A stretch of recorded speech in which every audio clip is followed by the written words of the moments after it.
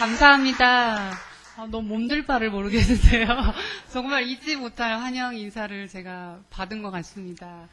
이렇게 세상에서 가장 약하고 가장 부족하고 가장 연약한 저를 이곳에 불러주시고 이 자리에 세워주신 하나님께 참 감사드립니다.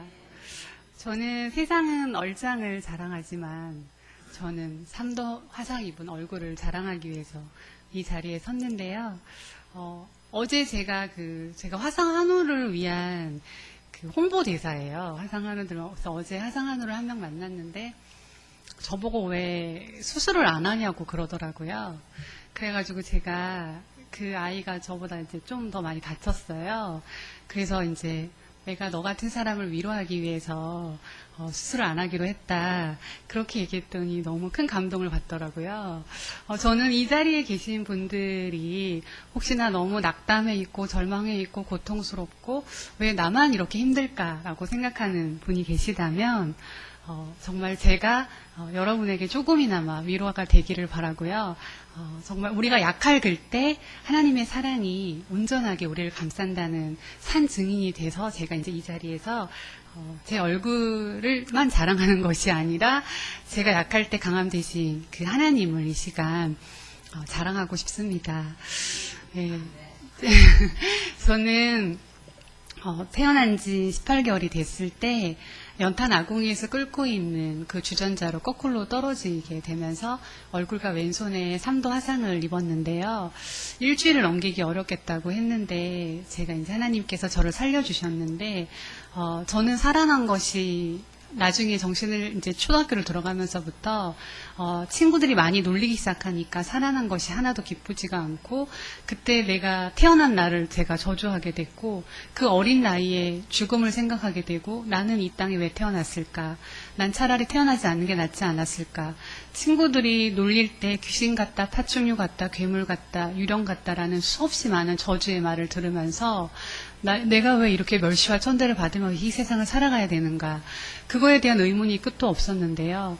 가장 깊은 고난에 있을 때 저는 그 당시에 예수님을 만나지 못했는데 저희 엄마가 저를 이제 화상을 입은 딸을 키우는 엄마로서 그 마음이 너무나 예수님이 마태복음에서 말씀하신 팔복의 마음의 상태가 되었어요. 심령이 가난해졌고 엄마의 마음이 애통해졌고 하지만 예수님은 그 엄마의 마음 상태를 보고 예수님은 복되도다라고 말씀하셨는데요. 혹시 이 자리 가운데 내가 너무 애통하고 내 심령이 너무 가난하고 그런 분들에게는 정말 그 예수님의 사랑, 예수님은 이미 그걸 복되다고 하셨기 때문에 예수님의 사랑이 이 시간 흘러갈 수 있는 그 축복의 통로가 되셨으면 좋겠습니다. 제가 결국은 초등학교 6년을 암울하게 보냈어요. 너무나 우울한 어린 시절, 정말 눈물조차 나지 않더라고요. 그렇게 6년이 지나고 중학생이 됐는데 중학교 2학년 때 하필 그 무료 화상 수술이라고 해서 받았는데 그 수술이 화상 환자들을 이제 무료로 왜 해주겠어요, 그렇죠? 그 무료로 수술한다는 이름하에 저는 그 의사들의 실험 대상이 됐고 제 얼굴은 화상 수술을 하기 전보다 더 흉측하게 일그러졌고 흉터는 더 많아졌고 얼굴은 더 그 칼자국과 꼬맨 자국들의 그 이상한 진물이 나기 시작해서 저는 결국 학교를 갈 수 없을 정도가 되었고요. 그때 저는 또 한 번 죽음을 생각을 하게 되는데요. 이대로 죽어버리자. 내가 이 비참한 인생을 도대체 왜 살아야 되는가. 막 그런 생각이 들었어요. 근데 너무 무서운 거예요. 중학교 2학년의 나이가 너무 두려운 거예요, 죽음이. 그래서 죽지 못해서 사는 그 시간들이 있었는데요. 그렇게 해서 대학생이 되면은 나아질 줄 알았어요. 대학교에 들어가면 난 20살이니까 더 이상 아무도 나를 놀리지 않겠지. 그렇게 생각했는데 놀리는 사람은 없었지만 그 여대 캠퍼스에서의 그 친구들의 모습이 저를 놀리는 것 같았고 그 아이들의 예쁘고 밝고 환한 모습을 보는 것 자체가 전 너무 고통스럽기 시작했어요. 그래서 저는 숨을 쉬는 것조차 고통스러운 시간을 보내기 시작했고 걸어가는 것조차 힘든 여러 가지 나중에 알고 봤더니 그게 무슨 공황장애라고 하더라고요. 숨이 잘 쉬어지지가 않는 거예요. 그런 고통스러운 시간들 가운데 이제 인생을 마감해야겠다. 난 더 이상 살아갈 힘이 없다. 그때 죽음을 결심하면서 내가 앞으로 결혼도 할 수 없고 취업도 할 수 없을 것 같은 인생인데 이 얼굴로 내가 왜 살아야 될까가 저는 정말 살아야 될 이유가 하나도 없었어요. 그래서 근데 이제 죽음을 이렇게 자살 시도를 했는데 그때 수면제를 이제 엄청나게 많이 먹고 이제 잠들기 전에 엄마 아빠가 생각이 나더라고요. 그래서 엄마 아빠가 많이 슬퍼하실 텐데 그래서 이제 유서를 간단하게 적고 이제 눈을 감았어요. 근데 저는 제가 눈을 뜨면 지옥에서 눈을 뜰 거라고 생각했어요. 그러니까 어렸을 때 엄마를 따르는 교회를 다녔을 때 자살하면 지옥 간다는 말씀이 생각났는데 저는 지금 인생 자체가 지옥이기 때문에 그 지옥이 두렵지가 않았었거든요. 결국은 하나님이 또 제 생명을 살리셨어요. 저는 감히 고난이 축복이라고 말할 수 있는 것은 그 여러 가지 고난을 통과해 오면서 감히 예수님의 십자가 사랑을 조금이나마 경험했다는 것에 너무나 감사하고 그런 고통의 시간들이 없었다면 제가 정말 그 예수 그리스도의 크신 사랑을 결코 체험할 수 없었을 텐데요. 그때 결국은 20살의 자살, 그걸 통해서 이제 물론 하나님이 또 제 생명을 살리셨고 우리의 생사화복을 주관하시는 분은 하나님이시잖아요. 그래서 하나님이 제 생명을 또 살리셨는데 그때 저희 엄마가 이제 병원에 오셔서 저에게 효진아, 너가 죽으면 엄마도 죽는다라고 이야기하셨어요. 우리 여기 어머님들 굉장히 많이 계신데 우리 어머님들은 자식을 사실 생명처럼 사랑하잖아요. 내 생명과도 바꿀 수, 그러니까 내 생명, 저희 엄마가 어렸을 때 그런 얘기를 하더라고요. 효진아, 너랑 엄마랑 피부를 바꿀 수 있으면 엄마 바꿔주고 싶다고 그렇게 얘기하실 정도로 엄마가 이제 제가 막 그 병원실에서 위세척을 하고 이제 누워있으니까 엄마가 막 무너지셔서 효진아 너가 죽으면 엄마도 죽는다라는 이야기를 하시는 거예요. 그래서 저는 그 얘기를 딱 듣는데 너무 두렵더라고요. 내 생명이 엄마의 생명과 하나였구나. 나의 죽음이 엄마의 죽음이구나. 그걸 깨닫는 순간 다시는 죽음을 생각하지 말아야겠다. 대신 부모님을 위한 인생을 한번 살아봐야겠다. 그렇게 생각하고 열심히 이제 공부라는 걸 또 다시 하기 시작해요. 그래서 대학 4년간 열심히 공부를 했지만 또 취업이 되지 않았어요. 저처럼 화상 입은 얼굴로 이 세상에서 직장생활 한다는 것은 정말 불가능하죠.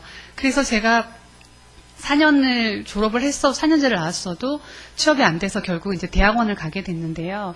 대학원에서 이제 3년간 죽기 살기로 공부를 해서 결국은 이제 전국 대전에서 대상 받고 건설대학원 전체 수석을 하면서 결국은 이제 취업이 됐는데요.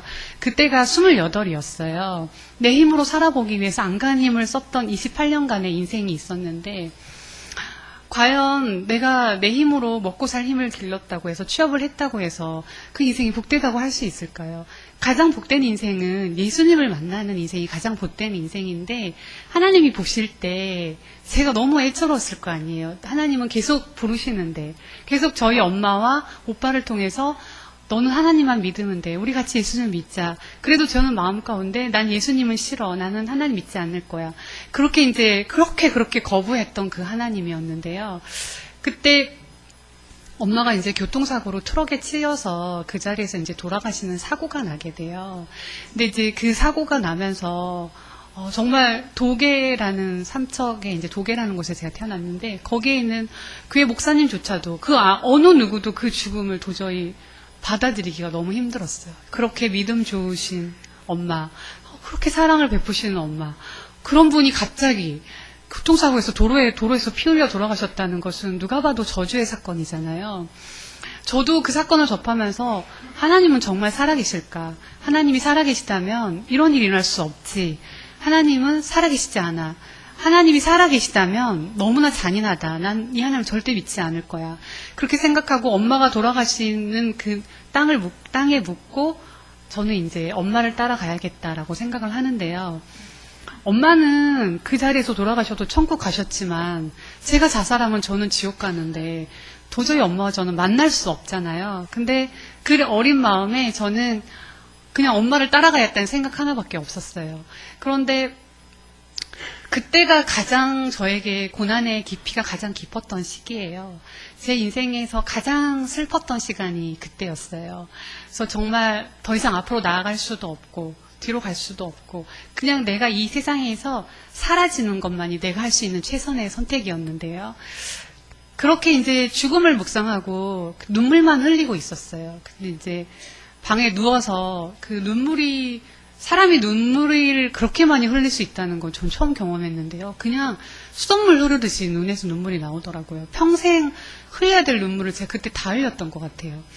근데 이제 죽음을 생각하고 이제 누워서 엄마를 생각하면서 울고 있는데 제 조카가 6살인데 저를 향해서 손을 이렇게 내미는 거예요. 6살짜리 아이가. 그리고 그 아이가 예수님을 믿지 않은 아이였는데 유치원에서 배운 당신은 사랑받기 위해 태어난 사람을 2절을 이렇게 손을 향하면서 저를 향해서 불러주는 거예요. 근데 저는 그 아이가 이렇게 해서 노래를 부르는데 당신은 사랑받기 위해 태어난 사람을 부르는데 그게 노랫소리로 들리는 것이 아니라 하나님께서 효진아 너는 너의 사랑을 받기 위해 태어났어 라고 마치 말하는 것 같은 그런 느낌이 드는 거예요. 그래서 나는 이제 죽을 목숨인데 내가 만약에 하나님의 사랑을 받기 위해 태어났으면 어떡하지? 라는 생각을 했어요. 그래도 제가 이기기에는 너무나 힘든 고난이었어요. 그리고 이제 잠들었는데 다음날 교회 사모님께서 이제 저희 집에 오셨는데 그 교회 사모님께서 저를 이렇게 그러시는 거예요. 엄마가 토요일날 돌아가셨는데 금요일날 같이 이제 구역 예배를 드리고 기도 제목을 나누셨는데 엄마의 마지막 기도 제목이 우리 딸 효진이가 하나님을 믿게 해달라는 그 기도 제목을 나누셨다는 거예요. 근데 그걸 저에게 전해주시는 거예요. 효진 자매님 이게 엄마의 마지막 기도 제목입니다. 근데 제가 그 이야기를 딱 듣는 순간 이건 엄마의 마지막 유언이구나. 내가 이 유언만은 지켜드리고 죽어야겠다라는 생각이 드는 거예요. 그때부터 하나님이 제 인생에 적극적으로 개입하기 시작하셨어요. 결국은 가장 깊은 절망의 순간에 왜 바다에 빠졌을 때 사람이 완전히 힘이 없어져야 구하면 살릴 수 있지. 조금이라도 힘이 없으면 구하다 같이 죽잖아요. 그러니까 제가 완전히 힘이 빠질 때까지 하나님 기다리셨던 거예요. 그래서 더 이상 진짜 일어날 힘 하나도 없을 때 찾아오셨는데 그게 결국은 엄마의 마지막 유언을 지켜드리기 위해 또 찾아갔던 교회. 그래서 거기서 이제 제 발로 걸어간 거예요. 그렇게 가자고 해도 안 갔던 제가 제 발로 엄마의 유언을 지켜드리기 위해서 교회에 들어갔는데 그 교회에 가자마자 하나님의 사랑과 은혜가 막 부어지는 거예요. 그래서 눈물이 막 폭포수같이 흐르는 거예요. 그러면서 그냥 믿어지더라고요. 하나님이 나를 사랑하시는구나. 나는 이대로 죽을 수 있는 사람이 아니구나. 그냥 더 이상 강요하지 않아도 하나님의 사랑이 느껴지기 시작했어요. 그래서 그때부터 예배 시간에 손수건 없이 예배를 드릴 수가 없었고 맨날 눈물로 이제 예배를 드리곤 했었는데 그때 목사님께서 설교 중에 혹시 이 중에 사랑하는 사람을 잃은 분이 있습니까? 라고 물어보는 거예요. 난데 나 사랑하는 엄마를 잃었는데 그 한 사람의 죽음이 하늘의 미랄이 될 수가 있다라는 말씀을 하셨어요. 그게 이제 요한복음 12장 24절이었는데 너희에게 이르노니 하늘의 밀이 땅에 떨어져 죽지 아니하면 하늘 그대로 있고 죽으면 많은 열매를 맺느니라. 그 말씀을 막 이야기를 하시는데 그 하늘의 미랄이 엄마인 것 같은 거예요. 하나님 나에게 말씀하시는 것 같은 거예요. 그 죽음이 하나도 헛된 것이 아니라 엄마가 죽음으로써 많은 열매를 맺게 될 것 같은 하나님의 약속의 말씀으로 제게 다가왔어요. 그래서 저는 엄마의 죽음이 헛되지 않았으면 좋겠다라는 이제 기도를 드리고 그렇게 이제 신앙생활이라는 걸 하기 시작해요. 근데 우리가 이제 신앙생활을 시작했을 때 바로 바뀌면 얼마나 좋겠어요. 바로 내가 정말 예수 그리스도의 정말 용사가 돼서 이렇게 되면 얼마나 좋겠어요. 근데 거의 이제 대부분의 믿음이 연약한 시기가 있고 연약한 이제 나중에 장성한 믿음에 이르잖아요.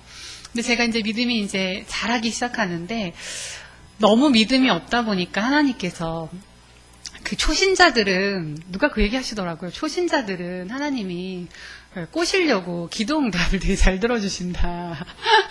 여러분도 다 그런 경험 있으시죠? 그래서 하나님이 저도 이제 꼬시려고 저희 이제 첫 번째 기도 응답을 이제 들어주신 사건이 있는데 그때 이제 제가 돈을 되게 돈에 대한 인색함이 있었어요.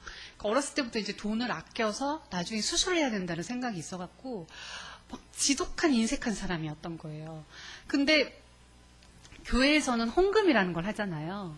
근데 이제 그렇게 눈물 콧물 흘리고 헌금 시간에 이제 헌금을 하는 시간이 딱 되면 동생이랑 같이 다녔는데 제가 동생을 쿡쿡 찌르면서 눈물을 닦으면서 누나 1,000원만 빌려줘 이렇게 그래서 너 1,000원을 너무 친절하게 잘 빌려주던 남동생이 계속 빌려주다가 어느 날 누나 여기서 내가 보니까 누나가 은혜 제일 많이 받는데 왜 자꾸 헌금 시간에 1,000원을 빌려달라 그래 그러는 거예요. 그래서 누나가 10,000원밖에 없어. 그래서 누나 10,000원 하면 되잖아 이러는 거예요. 그래서 내가 야 어떻게 10,000원을 헌금하냐 제가 그랬어요. 그래서 저는 당연히 헌금은 1,000원 하는 거지 생각을 하고 근데 그 울림이 있는 거예요. 동생이 한 말이 그래 내가 생각해도 어떻게 이렇게 손수건이 젖도록 은혜를 받는데 이렇게 헌금 시간에 되면 이렇게 제정신을 이렇게 바짝 차리고 그러니까 막 제정신이 아닐 때 헌금할 수도 있는데 너무 정신을 또 바짝 차리는 거예요. 그래가지고 좀 이상하긴 하다. 그래서 근데 나는 내 뜻대로 안 돼. 그래가지고 그렇게 한 2달이 흘렀어요. 2달간 이제 말씀을 이렇게 듣는데, 2달, 저는 지금 생각해도 참 신기해요. 저는 28년간 엄마가 저를 위해서 중보했던 중보의 힘이 아닐까. 내 마음밭이 이렇게 말씀이 심겨지는 밭이었던 거예요.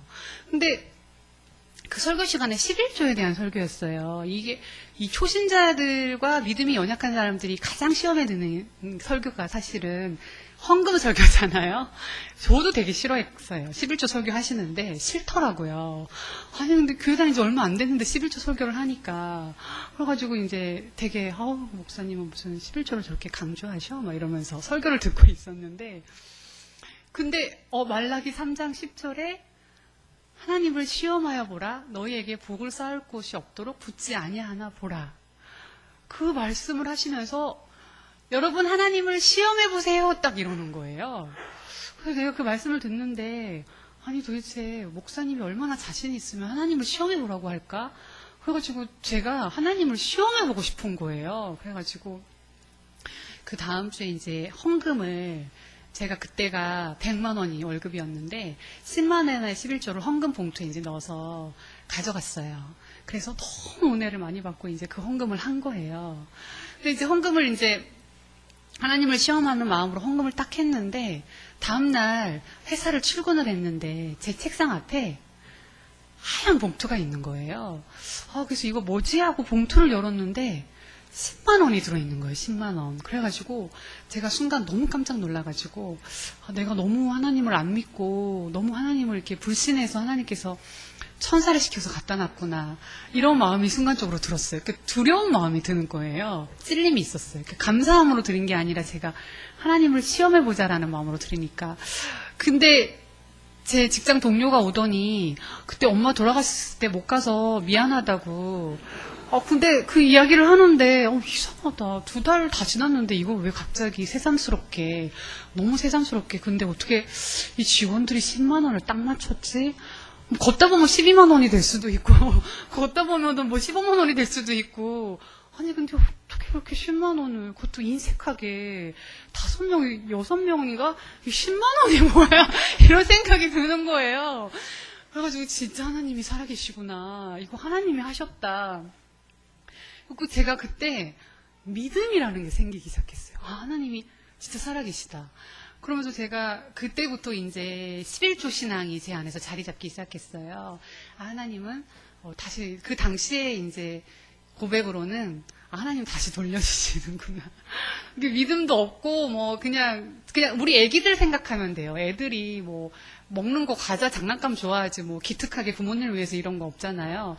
그래가지고 제가 이제 그냥 하나님은 이렇게 돌려주시는구나 생각하고 믿음에 이제 제 믿음의 기초가 됐어요. 그렇게 이제 즐겁게 신앙생활을 하기 시작했는데 어느 날 또 목사님이 이제 도전이 되는 설교를 하셨는데 여러분 꿈이 없는 백성은 망합니다 이러는 거예요. 그래서 목사님이 좀 설교를 너무 자극적으로 하신다. 어떻게 성도들한테 망한다는 설교를 하시지? 그래가지고, 왜냐면 제가 그때 꿈이 없었거든요. 그러니까, 나 꿈이 없는데, 그럼 내가 망한다는 거잖아? 그러니까 기분이 안 좋죠. 그래가지고, 잠언에 묵시가 없는 백성은 방자히 행한다는 그 말씀이 있는데, 그 말씀을 하시면서, 꿈과 비전이 없는 사람은 망한다는 거예요. 그래서 꿈과 비전을 하나님에서 나라에서의 꿈과 비전을 가지십시오 막 설교를 하는데 방법을 가르쳐 주시더라고요. 그래가지고 집에 가서 그 종이에다가 꿈을 적으라는 거예요. 기도를 하면서. 그래가지고 또 그대로 가서 했잖아요. 기도를 하면서 하나님 꿈을 생각나게 해주세요. 그러니까 뭐 기도를 어떻게 하는지도 모르니까 생각나게 해주세요. 막 이렇게 생각나게 해주세요 했는데 진짜 생각이 나더라고요. 꿈이 없었는데 제가 인테리어 디자이너였어요. 그때 디자이너 이제 회사의 사원이었어요. 사원. 신입 한 1년 정도 됐는데 내가 인테리어 그 회사에 사장님이 되면 진짜 멋지겠다 이런 생각이 드는 거예요. 뭔가 하나님 나라를 위해서 이런 비전 하나도 없고 그냥 내가 사장이 되면 좋겠다 이거 하나밖에 없는 거예요. 그래가지고 사장님이 되기 꿈을 딱 적었어요. 근데 이제 목사님이 또 하나 팁으로 알려주신 게 여러분 구체적으로 기도하세요 이러는 거예요. 그래 구체적으로 기도하라고 했어. 근데 저 이제 교회 다닌 지 얼마 안 됐으니까 시키는 대로 하는 거예요. 그래서 구체적으로 그러면 회사가 있으려면 직원이 있어야 될 거 아니에요. 직원은 한 10명이면 되겠지? 그리고 연매출은 얼마가 있어야 될까? 에이 모르겠다. 10억 적었어요. 그래가지고 그냥 뭐 아무 생각 없이 적은 거예요. 약간 장난스럽게. 그래가지고 이제 적고는 이제 그거를 책상 앞에 붙여놓으래요. 붙여놓고 기도를 하라는 거예요. 그래가지고 또 그걸 책상 앞에 딱 붙였어요. 너무 시키는 대로 잘하죠.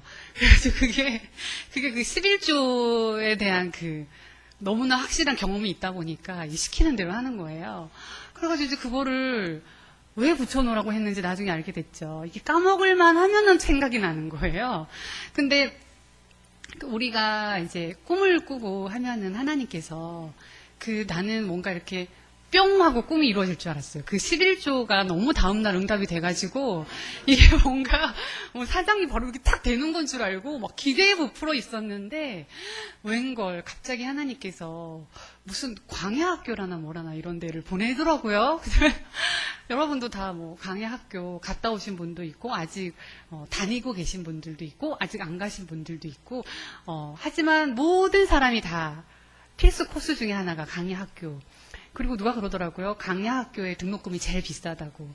왜냐하면 어떤 분들은 이제 사업하다 매덕 다 날리거나 아니면 주식 투자했다가 날리거나 뭐 그런 강야학교. 근데 저는 이제 하나님께서 제가 이제 피크피 사장님의 꿈을 꾸고 있었는데 광야학교라는 곳을 보내셨어요.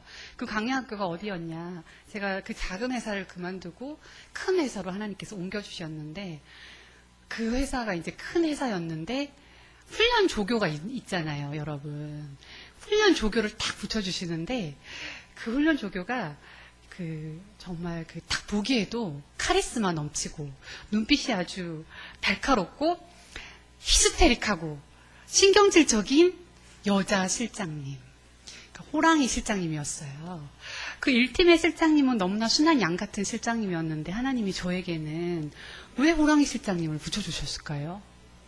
혹시 여러분 인생에 여러분 옆에 너무나 정말 싫고 짜증나고 화나고 저 사람만 없으면 내가 살 것 같다 생각하는 그 훈련 조교 있죠? 지금 딱 생각나는 훈련 조교. 너무 싫잖아요. 근데 여러분 그 사람을 피하잖아요? 그럼 그 비슷한 사람을 또 만나요. 그거는 내 훈련이 끝날 때까지. 그래서 그냥 한 명 붙여줬을 때 빨리 마치는 게 좋아요. 그래서 저는 이제 너무 하나님 나한테 그러면 얘기라도 좀 해주시던가. 전혀 아무런 통보도 없이 훈련학교에 훈련 조교를 딱 보내놓고는 이제 일을 하기 시작하는데 제가 실수를 할 수도 있잖아요. 실수를 하면 소리를 지르고 제가 한 도면을 막 찍고 막 던지는 거예요. 그리고 막 늘 소리 지르는 게 막 일상이에요. 막 히스테릭하고 짜증이 어찌나 많은지 저는 화상 입은 고통보다 더 힘들더라고요. 아니 맨날 이거 시달리니까 제가 그래가지고 주일날 어찌나 많은 눈물을 흘렸던지 제가 하나님 정말 저 원수를 갚아주세요. 하나님 저 원수를 갚아주세요. 지금 맨날 그 기도했어요. 그래가지고 너무 힘든데 막 어느 날은 제 밑에 직원이 이제 짜장면을 그 실장님이 간짜장을 시키라고 했는데 실수로 짜장면을 시켰어요. 그래가지고 이제 회의실에 이제 짜장면이 왔는데 갑자기 막 그 짜장면을 보더니 누가 간짜장 시키라 했는데 짜장면 시켰어 이러면서 막 소리를 지르고는 젓가락 확 분질러더니 집어 던지고 나갔어요. 그래가지고 그 우리 직원들끼리 눈물의 짜장면을 막 먹었거든요. 저는 진짜 이사 더 이상 못 다니겠다. 나 진짜 이러다가 병들겠다. 화병이 걸릴 것 같은 거예요. 그래가지고 하나님 나 여기서 벗어나게 해주세요. 막 근데 그럴수록 제 꿈이 더 너무나 내가 살 길은 이 꿈이 이루어지는 길밖에 없는 거예요. 그럴수록 내 기도 제목은 더 간절해지고 하나님 사장님 만들어주세요. 근데 설교 시간에 아브라함의 설교를 하시는데 아브라함이 원래 아브람이었는데 하나님께서 열방의 아비인 아브라함으로 이름을 이제 바꿔서 불렀는데 그래서 하나님은 없는 것을 있는 것처럼 부르시는 하나님이잖아요. 그래 나도 하나님의 자녀니까 나도 없는 걸 있는 것처럼 불러야겠다. 그래서 동생한테 누나를 앞으로 누나라고 부르지 마. 누나를 이제부터는 사장님이라고 불러줘. 제 남동생이 웬 사장님? 그래서 이렇게 해서 누나는 앞으로 이제 사장님이 돼야 돼. 그래서 너가 사장님이라고 불러. 그래서 제 남동생이 이제 제 장난으로 막 사장님이라고 불렀는데 근데 이제 사장님 이제 1년이 지났는데 사장님의 이제 꿈은 이룰 수 없는 것 같은 이제 절망과 낙담의 순간 사장은커녕 이 실장님 한 명도 나는 진짜 감당하기 힘들다 이렇게 생각하고 1년이 지나서 이제 사직서를 써가지고 이제 가방에 넣어서 이제 퇴사를 해야겠다 도저히 이 회사를 못 다니겠다 이렇게 상무님께 사직서를 냈는데 1년간 버틴 최초의 직원이래요. 제가 그 실장님 밑에서. 그래서 연봉을 좀 올려줄 테니까 제가 돈을 아직도 사랑하는 그래서 연봉을 올려준다는 말에 혹해가지고 그러면 조금만 더 버텨볼게요. 그래가지고 이제 조금만 더 버티게 한다고 했는데 막 2년이 다 돼가는데 막 죽을 것 같은 거예요. 그래가지고 나 이제 돈도 다 필요 없어. 나는 이제 그만둘 거야. 그렇게 하고 이제 또 사직서를 또 가방에 늘 갖고 다니다가 기회를 엿보고 있었는데 이제 연말에 송년회를 하는데 그 호랑이 실장님이 저를 또 우수모범 사원으로 추천을 한 거예요. 그래가지고 그 호랑이 실장님이 추천하면 무조건 상을 줘야 되는 거예요. 그래가지고 제가 2년밖에 안 됐는데 우수모범 사원상에 금 5돈을 받은 거예요. 그러니까 또 제가 그 착한 병이 있어가지고 이거 받고 그만두면 사람들이 또 욕할 거 아니에요. 그래가지고 그만두지도 못하고 진짜 하나님께서 이 당근과 채찍을 계속 주시는 거예요. 나를 그만두지 못하게. 그래서 이제 이 사건이 좀 잊혀질 때쯤에 퇴사를 해야겠다 생각하는데 막 어영부영 하다 보니까 3년이 다 됐어요. 그래서 이제 나는 죽도대로 하옵소서. 나 이제 더 이상 힘이 없고 주일 예배 시간에 가서도 이제 눈물밖에 안 나는 거예요. 도대체 난 여기를 나갈래야 나갈 수가 없고 어떻게 하라는 말인가. 그러니까 이제 3년이 딱 끝났는데 하나님의 이제 3년의 훈련이 끝났나 봐요. 그 3년이 딱 지났는데 회사 동료가 나보고 같이 창업을 하자는 거예요. 그래서 나는 바로 이거다. 이게 하나님의 사인이다 생각하고 바로 이제 둘이 나와서 이제 회사를 창업을 했는데 그때 제가 왜 정말 3년간 하나님이 도대체 왜 나에게 이 악독한 호랑이 실장을 내 앞에 붙여줬을까? 난 정말 이해가 안 됐거든요. 너무 마음이 고통스러웠는데 근데 3년이 지나니까 왜 그런지 알게 됐어요. 제가 순한 양 같은 실장님 밑에 있었으면 창업하는데 10년 걸렸을 거예요. 근데 그 호랑이 실장님이 일을 너무 잘하는 거예요. 스파르타식으로 3년간 훈련을 잘 시켜가지고 10년 배울 걸 3년 만에 다 마스터를 한 거예요. 그러니까 결국은 우리가 그 뜻을 어떻게 알겠어요. 지금 고난 중에 있잖아요, 여러분. 강의학교에 있는 분도 계신데 이해가 다 안 돼도 그냥 감사하세요. 그냥 다 이해할 수 없을지라도 하나님 다 이런 사람을 붙여주신 것도 하나님 이유가 있을 거라고 생각합니다. 하나님 감사합니다. 그리고 나를 괴롭게 하는 그 사람이 오히려 나를 위해 수고하고 있다라고 생각하면 그 사람을 위해서 이제 기도를 할 수 있는데 제가 이제 그때는 몰랐는데 나중에 이제 나오고 나서 그 실장님한테 되게 감사했어요. 근데 이제 제가 늘 원수를 갚아달라고 3년 동안 그 원수를 갚아달라고 하도 4년 동안 울부짖었더니 하나님 어느 날 제가 회사를 창업하고 이제 건설사에 프레젠테이션을 하러 가요. 그래서 제가 저희 회사에 이제 대표로 가고 그 실장님이 그 회사의 대표로 이제 서로 발표를 하러 온 거예요. 그러니까 그 원수는 외나무 다리에서 만났다고 정말 원수를 만난 거예요. 그래가지고 뭐 되게 너무 떨리는 거예요. 그분 골리앗 같고 난 다윗 같더라고요. 그래가지고 하나님 어떡해요? 이 대회에서 이 PT에서 이기게 해주세요. 이제 기도를 하고 했는데 그 다윗의 물맷돌로 결국 골리앗을 쓰러뜨리잖아요. 근데 그 3년간 원수를 갚아달라고 했던 기도가 그날 응답이 됐어요. 저 회사가 그 실장님을 이긴 거예요. 그래가지고 제가 이게 원수 갚는 것은 사실 원수도 아닌데 원수도 아니고 나를 사장으로 만들어준 고마운 분인데 어찌됐든 3년간 나는 피눈물을 흘렸으니 하나님이 그것도 어찌됐든 이제 갚아주신 거예요. 그래가지고 이제 너무 감사함으로 이제 회사가 이제 자리를 잡아가기 시작하는데 그때까지 아직 이제 엄마 돌아가신 지 예수님 믿고 7년이 지났는데 그때까지도 아직도 이제 어린아이 신앙인 거예요. 막 떼쓰는 기도밖에 할 줄 모르는 거. 하나님 이거 해주세요, 저거 해주세요. 뭐 그거밖에 관심이 없어요. 근데 이제 어느 날 하나님께서 하나님에 대한 갈망함을 주시더라고요. 뭔가 더 깊은 하나님의 사랑 이런 거를 더 갈망하게 하는 마음이 막 들었어요. 그래가지고 제가 하나님을 더 깊이 만나야겠다 결심을 하고 2008년 그 1월 1일 그 그러니까 2007년 말에 송구여신 예배를 이제 드리려고 예배를 참석을 했는데 그때 목사님께서 너희는 먼저 그의 나라와 그의 의를 구하라. 그리하면 이 모든 것을 너희에게 더하시리라. 그 설교를 듣는데 내가 여태까지 이 모든 것들 이것만 구했구나. 내가 정말 중요한 하나님의 나라와 의를 단 한 번도 구하지 않았구나라는 걸 깨닫게 됐어요. 이제 철이 들기 시작하는 거예요. 그래서 그래 이제 내가 하나님의 나라와 의를 구하는 삶을 살아보자 결단을 했어요. 그리고 1월 1일부터 그래 나는 반드시 그 하나님을 만날 거야 그렇게 생각하고 40일 작정 새벽 기도와 40일 저녁 금식을 시작하게 돼요. 그래서 40일간 이 주보를 딱 펼치고는 난 40일간 모든 예배를 다 드려야겠다고 생각을 했어요. 사실 그렇게 하다 보니까 모든 예배에 새벽 기도가 들어간 거였어요. 근데 그렇게 해서 이제 40일간 예배를 드리는데 새벽 예배를 드리려고 이제 걸어가면 그 스크린에 너는 내게 부르짖으라 내가 내게 응답하겠고 내가 알지 못하는 크고 비밀한 일을 내게 보이리라. 그 말씀을 40일 동안 매일 보다 보니까 기대함이 생기는 거예요. 하나님이 내게 보일 크고 비밀한 일은 과연 뭘까? 그게 레마의 말씀으로 저에게 다가오기 시작했어요. 그래서 그걸 기대함으로 40일이 지났는데 40일의 시간이 왜 필요했을까요? 저를 하나님이 거룩하게 하시고 저를 정결하게 하시고 깨끗하게 한 다음에 하나님의 성령을 부어주기 위해서였던 거예요. 40일이 지났는데 자연스럽게 예배를 통해서 제가 성령 세례를 받게 돼요. 이렇게 성령 집회에서 성령 세례를 받게 되는데 이 성령 세례를 이제 거룩한 40일의 준비 기간이 끝났는데 성령이 임했는데 그냥 좀 교양 있게 받을 수도 있잖아요. 근데 너무나 교양 없게 그 자리에서 쓰러진 거예요. 그러더니 갑자기 그냥 우아하게 눈물만 흘려도 되는데 아주 대성통곡이 나오는 거예요. 그래서 너무 창피하게 막 대성통곡이 흘러나오는데 저도 저거 주체가 안 되는 거예요. 막 큰 소리로 얼마나 그 성전이 떠나가도록 큰 소리로 막 울었던 거예요.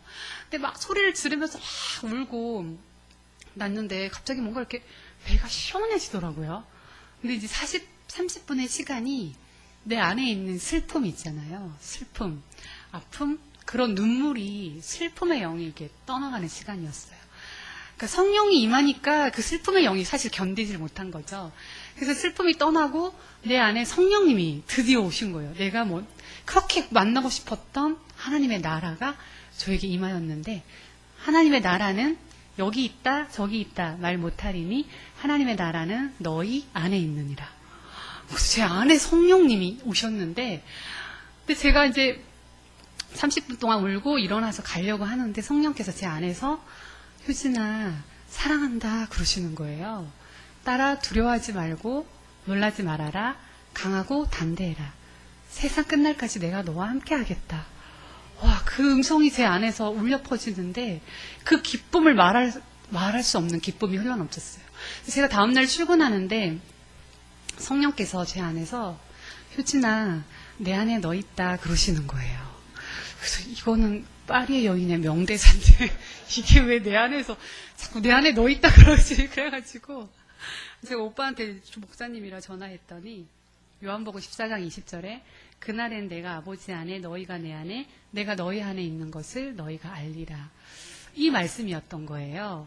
그래서 내 안에 너 있다고 하나님이 사랑 고백을 하셨는데 그때부터 이제 하나님께서 저와 동행하기 시작하는데 제가 이제 하나님의 정말 그 뜨거운 임재를 경험하고 내 안에 성령님이 내주하시는 경험을 했잖아요. 이제 비포와 애프터의 삶이 이제 180도 달라지는 거예요. 그 전에 나는 온데간데 없고 새로운 피조물이 된 거예요. 하루 만에. 그런데 세상이 달라져 있고 세상이 아름다워 보이고 사람들이 아름다워 보이기 시작하고 이미 어제의 내가 아니라 더 이상 막 사람 미워하고 용서하지 못하고 이런 게 아니라 그냥 순식간에 사람 나를 힘들게 했고 나의 고통을 줬던 사람들이 용서가 되기 시작하고 감사가 회복되기 시작하고 그런데 어느 날 기도하는데 예수님이 저를 꼭 안아주시는 거예요. 기도 중에. 예수님, 분명히 예수님인 거 느껴지는 거예요. 그런 경험은 처음이었어요. 근데 예수님이 이렇게 얼굴을 드셨는데 예수님의 얼굴이 화상을 입은 거예요. 그래서 제가 너무 깜짝 놀라가지고 사단아 올라가라 막 하면서 대적기도를 막 했어요. 그래가지고 이 사단이 나를 이렇게 공격하나 보다 생각하고 했는데 다음날 또 기도하는데 또 예수님이 기도 중에 보이는 거예요. 예수님이 저에게 장미꽃 한 송이를 딱 주시는데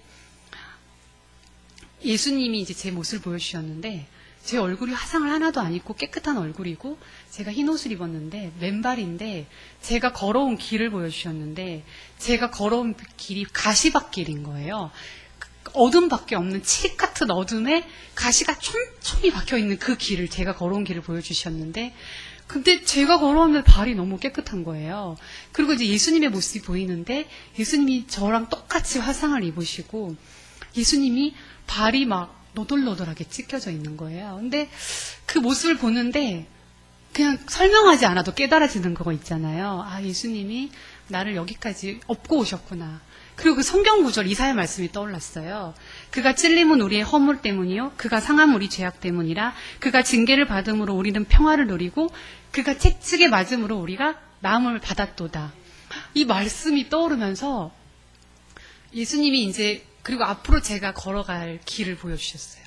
그 어둠과는 너무나 대조적인 순백색의 하얀 그 길을 예수님의 손을 잡고 제가 걸어가는 거예요. 근데 예수님이 걷는 그 발자국에는 핏자국이 있어요. 제가 걷는 길은 깨끗해. 제가 예수님은 왜 아직도 피를 흘리세요? 그랬더니 예수님께서 너가 살아가다 보면 매일 죄를 지을 수밖에 없다. 이 세상을 살아가는데 날마다 보혈로 너의 죄를 깨끗게 하기 위해서 난 아직도 너를 위해 보혈의 피를 흘린다. 제가 그 말씀을 듣고 제가 하루라도 빼먹지 않는 기도가 예수님의 보혈. 주님 예수님 보혈을 덮습니다. 성령님 저에게 오시옵소서. 그 기도를 안 할 수가 없어요. 예수님이 나를 위해서 날마다 피를 흘린다고 하셨기 때문에. 그래서 저는 이제 그 예수님과 동행하는 삶, 앞으로 예수님이 저를 어떤 삶으로 이끌어 갈지 그때는 몰랐죠. 근데 그때 이제 기도 중에 여러 가지 말씀을 주셨는데 효진아, 너는 이 땅 가운데는 아름다운 사람에 들어갈 수 없지만 너는 하나님 나라에선 아름다운 사람이야. 너는 하나님 나라의 홍보대사, 미스 헤븐이란다. 이런 이야기를 해주신 거예요. 근데 제가 그 성령을 받자마자 하나님은 바로 사명을 주신 거예요. 근데 너무 빠르잖아요. 그렇죠? 성령을 받았는데 바로 사명을 아무도 저에게 홍보대사라고 하지 않았는데 하나님께서 너는 나의 홍보대사 미스 헤븐이야 그러셨죠.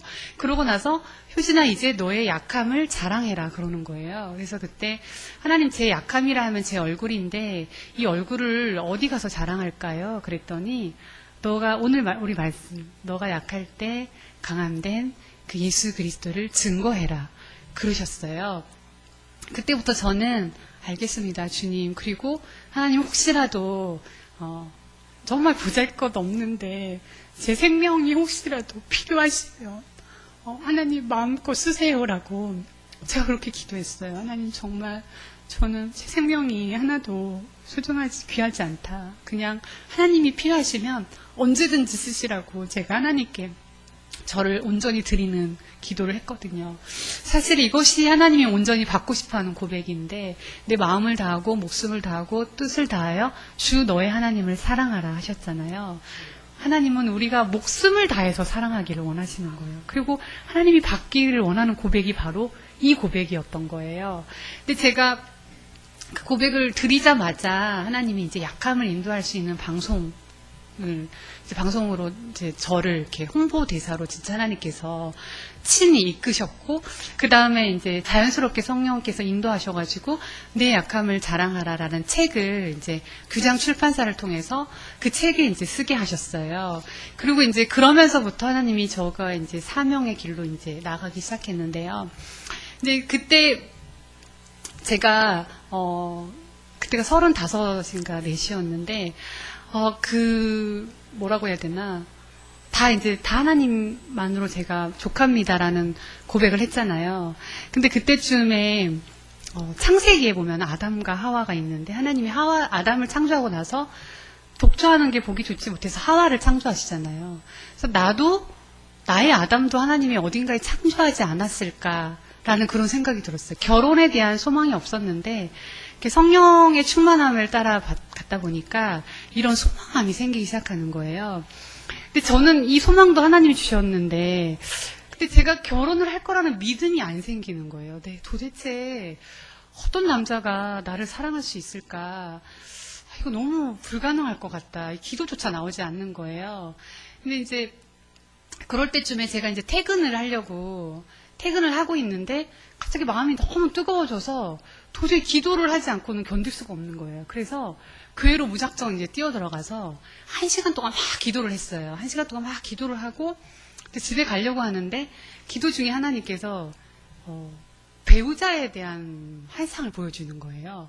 그 배우자가 이제 큰 배 머리에 저를 향해서 환하게 웃고 있는 이제 모습을 봤어요. 그러니까 하나님이 미리 보여주시는구나. 그래서 나에게 기도하라고 하시는구나.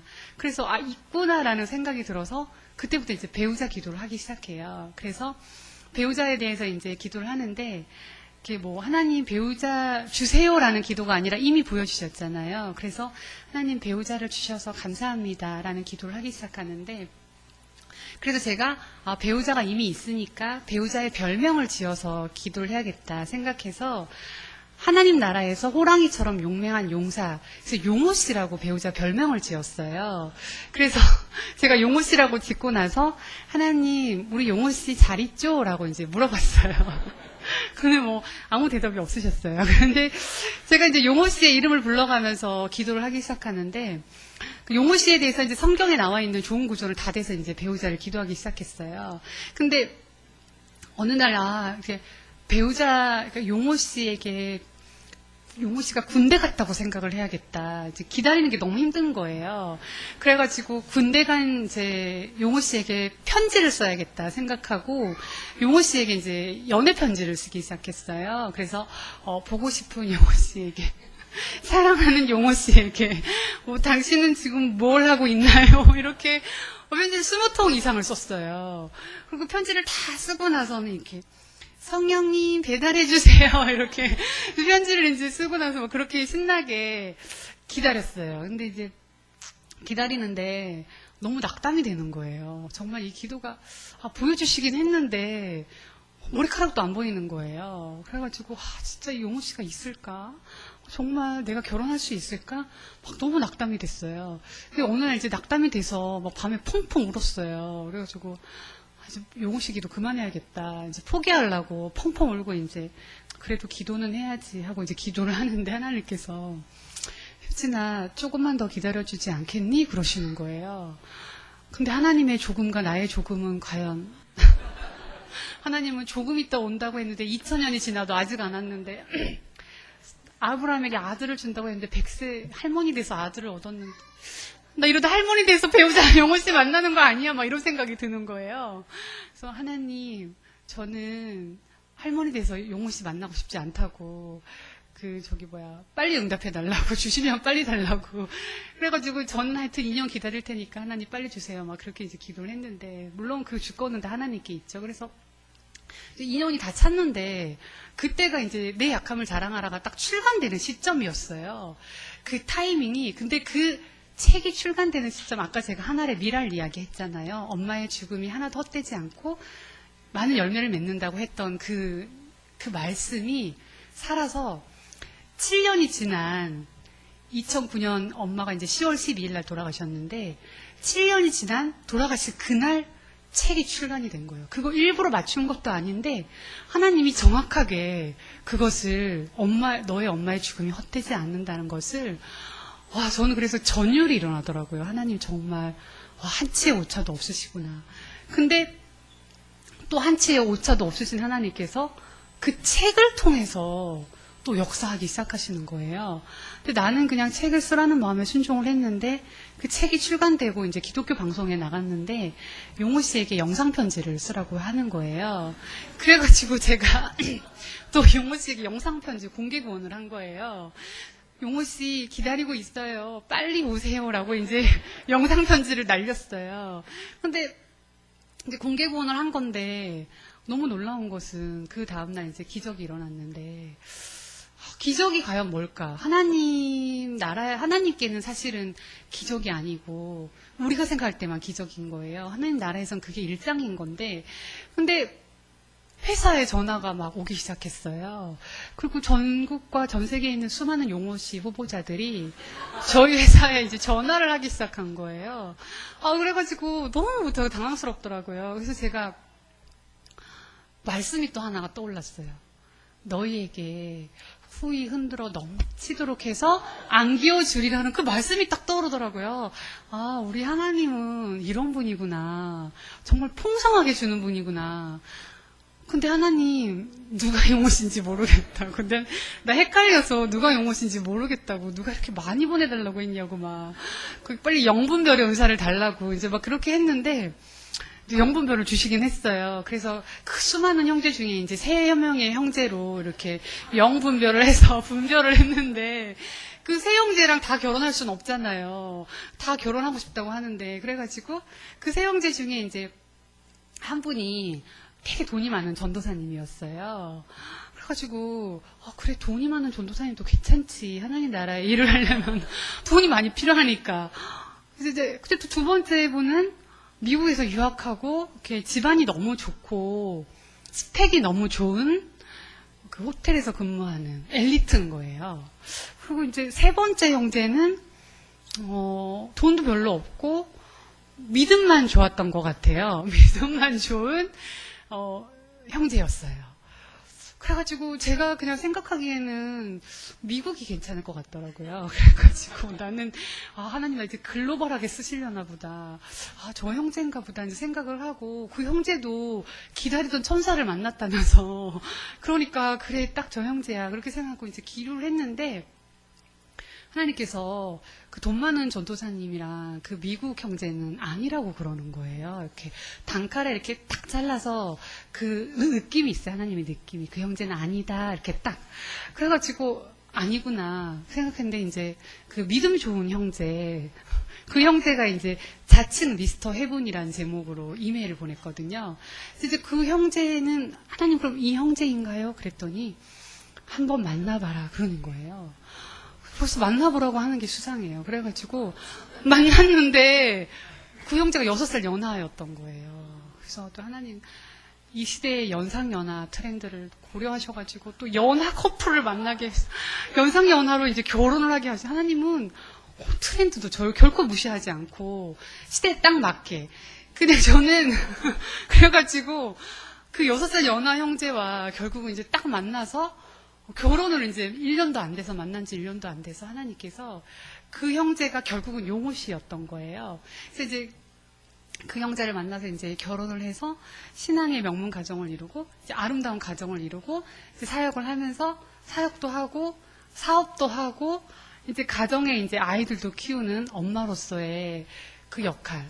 제가 하나님께 내 생명을 드리겠다고 기도하고 나서 하나님 저는 그 정말 예쁜 유리 그릇이 아닌 밥그릇 같은 하나님 그런 사람이 되고 싶어요. 그랬어요. 유리그릇은 너무 조심스러우니까 여러분 너무 까다롭고 그러면 하나님 쓰기 힘들거든요. 총 쓰려고 그러면 막 예민하고 막 까칠하고 이러면은 깨질까봐 너무 조심스러운. 그래서 제가 하나님 저는 잘 안 깨지는 밥그릇 있잖아요. 밥그릇처럼 마음껏 사용하세요 했는데 하나님이 정말 저를 막 밥그릇처럼 너무 이렇게 막 사용하시는 거예요. 그래가지고 얼마나 바쁜지 몰라요. 근데 아이들을 이제 하나님이 주셨으니까 이 아이들도 또 하나님의 나라의 자녀들로 또 잘 키워야 되잖아요.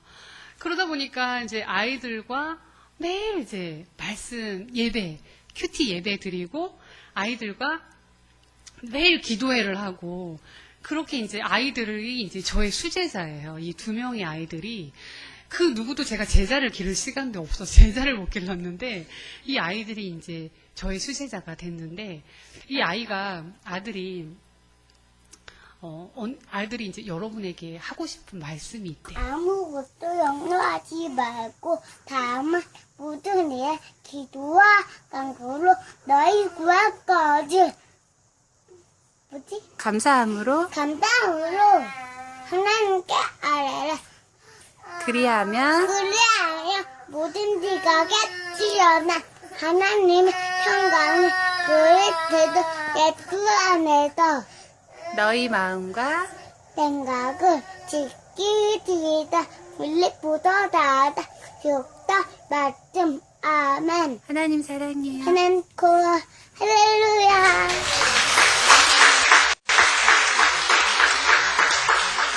네. 그래서 제가 저 아이들을 저렇게 말씀과 기도로 날마다 이제 키우고 있는데요.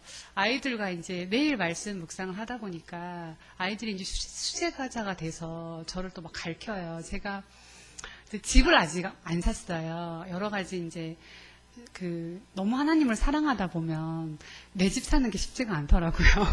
그래가지고 이게 좀 아까 인색한 저는 온데 간데 없고 어찌 그렇게 터주는 걸 좋아하는 사람이 돼가지고 집을 못 샀는데 그래가지고 그래 이제 나도 이제 집주 사야겠다. 우리 애들도 이제 안정적인 집을 사야 돼. 그래가지고 이제 집을 살 생각을 했더니 이 머릿속에 기도를 하면 집밖에 생각이 안 나는 거예요. 그래가지고 이제 인테리어 디자이너다 보니까 집을 어떻게 꾸며야 되지? 기도를 해야 되는데 머릿속에 인테리어를 어떻게 할지 생각밖에 안 하는 거예요. 근데 이게 벌써 내 마음이 하나님은 이제 집을 그게 중요한 게 우리는 하나님 집 사기를 원하시죠. 근데 제 마음의 중심이 문제인 거예요. 너무 집으로 가득 찬 거예요. 그래서 제가 이제 아이들한테 얘들아 우리 예쁜 집을 달라고 기도하자 이랬어요. 그랬더니 저 아들이 저한테 이러는 거예요.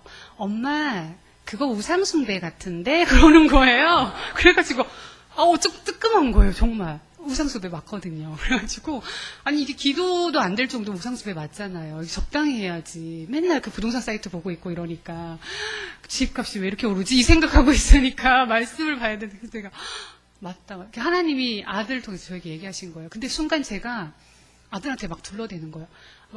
그게 아니야. 주원아 그게 아니라 우리가 예배할 처소를 마련해야 되는 거야. 막 너무 당황하니까.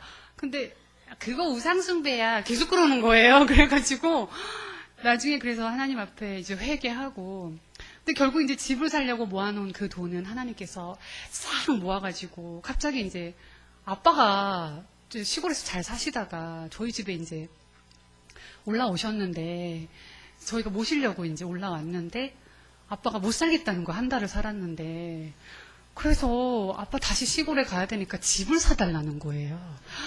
그래서 집 살 계획을 세우고 있었는데 그래서 내 집은 언제 사나 그래서 아빠 나도 사실은 집을 살려고 그래 니네 집 먼저 살아 이제 그러는데 아빠가 이제 시골에서 평생 사시던 분이 얼굴이 시커매지시는 거예요. 우울해지시고 아빠가 매미 소리 때문에 시끄러워서 못 살겠대요.